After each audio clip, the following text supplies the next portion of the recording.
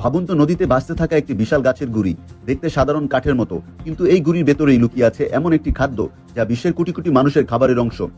এই গাছের নাম সাগো পাম। পুরো প্রক্রিয়া শুরু হয় পরিপক্ক সাগো পাম গাছ কেটে ফেলার মাধ্যমে। বাইরে থেকে এটি সাধারণ একটি গাছের গুড়ি মনে হলেও এর ভেতরে থাকে প্রচুর পরিমাণ স্টার্চ সমৃদ্ধ নরম অংশ, যা আসল সম্পদ। গাছ কাটার পর বিশাল গুড়িগুলো একসঙ্গে শক্ত করে বাঁধা হয় এবং নদীতে ভাসিয়ে দেওয়া হয়। ভারী হওয়া সত্ত্বেও নদীর স্রোতই এগুলোকে ধীরে ধীরে নিয়ে যায় প্রক্রিয়াজাতকরণ কেন্দ্রে। এভাবে পরিবহন করতে আলাদা ভারী যানবাহনও প্রয়োজন হয় না। কারখানায় পৌঁছানোর পর শ্রমিকরা প্রথমে গাছের শক্ত বাইরের বাকল সরিয়ে ফেলেন।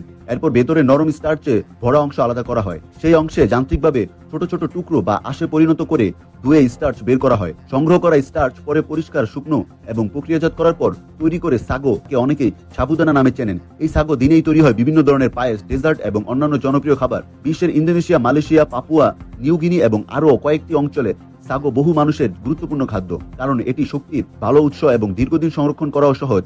একটি সাধারণ গাছের গুঁড়ি থেকে কোটি মানুষের খাবার তৈরির এই যাত্রা প্রকৃতির সম্পদ এবং মানুষের দক্ষতার এক অসাধারণ উদাহরণ।